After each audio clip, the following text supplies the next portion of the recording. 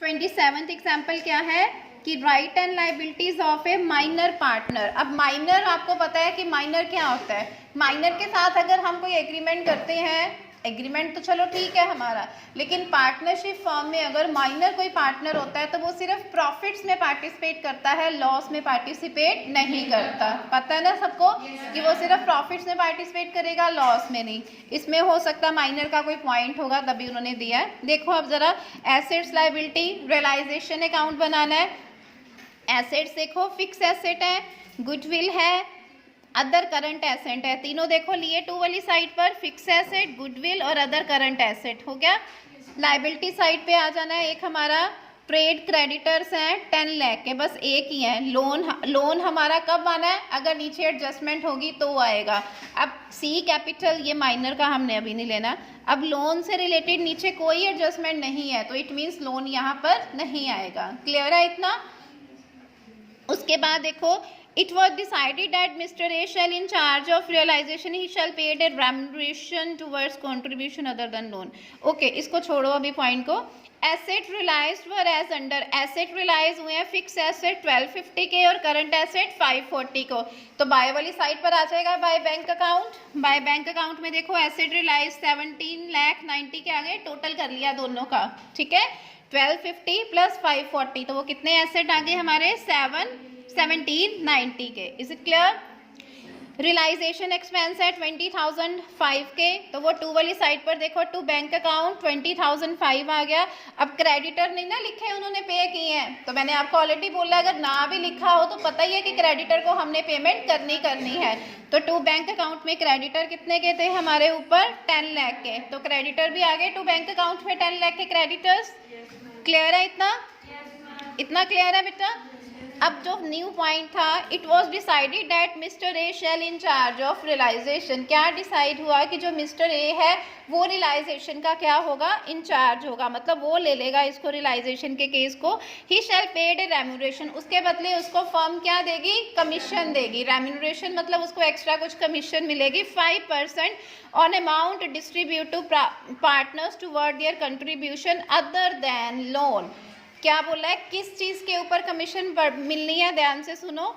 On the amount distributed to partners, जो partners को amount distribute हो रहा है towards their contribution other than loan. Loan को छोड़कर, अदर देन का मतलब लोन को छोड़कर बाकी जितना भी हम पार्टनर्स को कंट्रीब्यूट कर रहे हैं उनके ऊपर उनको 5% क्या मिलेगी, कमीशन मिलेगी। Is it clear. अब इसको हमने कैलकुलेट कैसे करना है, देखो पहले तो फर्म ने क्या क्या, उन्होंने बोला क्या क्या पे करना है। एक तो फर्म ने नीचे देखो, एक तो जो उनके एसेट रियलाइज हुए थे 1250 प्लस 540 17,90,000, ठीक है।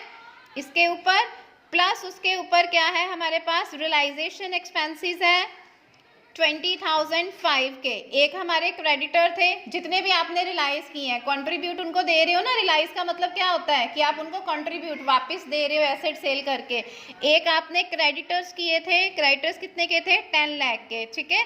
उसके अलावा और क्या रियलाइज किया है, देखो और क्या रियलाइज हुआ है। लोन को छोड़कर बाकी करने हैं हमने, लोन को छोड़कर, इट मीन्स चौक है। हाँ जी बेटा चौक।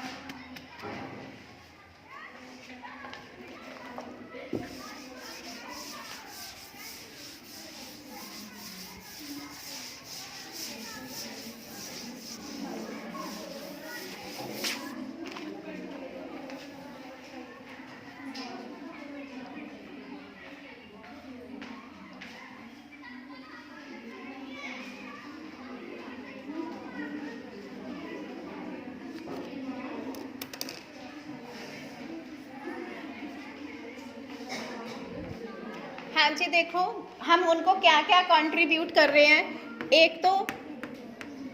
एक हमारे पास क्या था 20,000 का क्या है हमारे पास लोन है, ठीक है। 20,000 का क्या है लोन, सॉरी बोल रही हूँ, बैंक है ना, कैश एट बैंक देखो 20,000 का। एक आप उनको एसेट रियलाइज कर रहे हो, एसेट कितने के रियलाइज कर रहे हैं 17,000 90,000 इतना ही था 17,90,000। इट मीन्स उन्होंने क्या बोला है हमें कि आपने किसके ऊपर कमीशन देनी है, जितना आप पार्टनर्स को डिस्ट्रीब्यूट कर रहे हो। एक तो हम उनको बैंक में जो हमारा बैलेंस है 20,000 वो कर रहे हैं, एक जो एसेट रिलाइज किए हैं 17,90,000 के वो कर रहे हैं। अब उसमें से आप अपनी लाइबिलिटीज कितनी पे आउट कर रहे हो, क्रेडिटर को कितना पे कर रहे हो, 10 लाख। एक आपने एक्सपेंस रिलाइज किए थे कितने के, 20,000 है ना। उसके अलावा और क्या आप लोगों ने रियलाइज किया है, हमारे पास सी का लोन तो हमने यहाँ पे नहीं लिया, सी का लोन जो है वो नहीं आना। उसके अलावा हमारे पास देखो क्या आ रहा है, और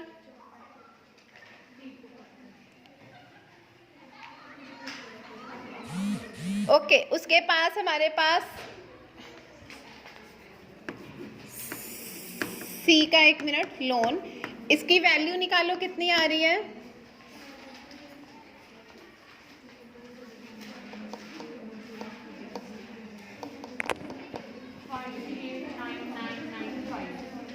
5 लाख 89,995।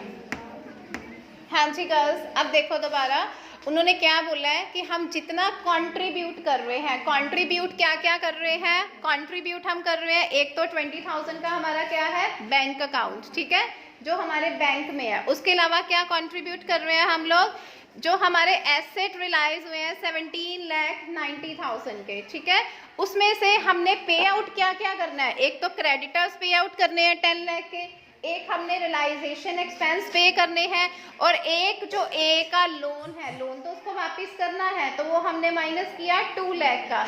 टोटल कितना आ गया, 5,89,995। कमीशन कितनी बोली उन्होंने, 5%, जितना अमाउंट डिस्ट्रीब्यूट करना है। It means 5% multiply 5 divided by 105। 105 मतलब 100 प्लस रेट, जितना हमारा उनका था 5% था। क्यों किया 105, क्यों किया है, क्योंकि उनको कंट्रीब्यूट करने के बाद, आफ्टर पेमेंट, एसेट्स का पेमेंट करने के बाद, लाइबिलिटीज जो थी उनको पेमेंट करने के बाद, जब कोई चीज़ हमारी आफ्टर आती है ना, तो उसमें हम क्या करते हैं, रेट में अपना जितना रेट होता है उसको 100 में क्या करते हैं, प्लस करते हैं। तो वो कितना आ गया, 5,89,995 मल्टीप्लाई 5 डिवाइडेड बाय 105।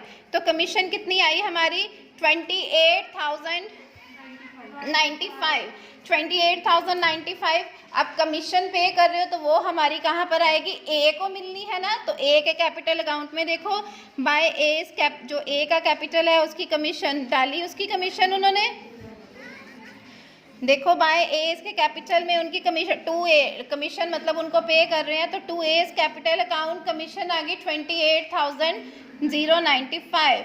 बाकी जो लॉस आ जाएगा उस लॉस को आपने ट्रांसफर कर देना ए और बी कैप में। लॉस की रेशो बेटा ऊपर दी हुई है 1:1। जो सी पार्टनर है ना वो क्या है, माइनर है। 3 पार्टनर है वैसे तो ए बी सी, बट सी क्या है, माइनर है, तो माइनर को लॉस तो नहीं ना मिलेगा, उसको कितना मिलना है, सिर्फ 1:1। सिर्फ उस प्रॉफिट में उनका लॉस, अगर प्रॉफिट आता तो फिर आपने किस रेशो में डिस्ट्रीब्यूट करना था, 2:1, क्योंकि फिर तीनों पार्टनर में डिस्ट्रीब्यूट होना था ना, सी में भी होना था। अब सी क्या है, माइनर है, तो लॉस आया तो लॉस उसको नहीं मिलेगा, तो सिर्फ बाय लॉस आ जाएगा ए और बी में 1:1 रेशो में। Is it clear? क्लियर है सबको? बैंक अकाउंट और कैपिटल अकाउंट में कोई फर्क नहीं है, बना लोगे खुद। अब बैंक अकाउंट तो वैसे ही बन रहा है ना जैसे आप बनाते हो, इसको देखो अभी बैंक और इसका कैपिटल अकाउंट, ठीक है। बस नया पॉइंट क्या था इस सब में, कमीशन मिली थी ए को, उन्होंने बोला था कि जितने भी वो एसेट कंट्रीब्यूट कर रहे हैं, एसेट, और उसमें से जितनी वो लाइबिलिटीज पे आउट कर रहे हैं, जो उनकी लाइबिलिटीज हैं जो उन्होंने पे आउट करनी है, वो डिडक्ट करके जो बैलेंस बचेगा ना, उसके ऊपर उसको 5% कमीशन मिलेगी। अगर ये सारी चीज़ें पे आउट, अगर बोला होता कि ए को कमीशन मिलनी है 40,000 के ऊपर 5%, तो फिर हमने सीधा 40,000 इंटू 5/100 करना था, बट उन्होंने कब बोला है कमीशन? ये सारी चीज़ें पेमेंट करने के बाद। जब कोई चीज़ आफ्टर आ जाती है ना कि सारी वो लाइबिलिटीज पे आउट करने के बाद आफ्टर, तो आफ्टर जब आ जाती है तो उसमें हम रेट, जितना हमारा परसेंटेज रेट होता है उसको 100 में क्या कर देते हैं, प्लस कर देते हैं। Is it clear? आप कमीशन पे कर रहे हैं तो वो भी आपकी क्या बन गई है, लाइबिलिटी बन गई है ना, कि आपने पे करनी है उसको कमीशन। तो 2 वाली साइड पर हमने लेनी है। किसको कमीशन दी है? ए को। तो A to S capital account 28,095। Is it clear? Bank account और कैपिटल अकाउंट देख लो, सेम ही है। कोई प्रॉब्लम है तो पूछो।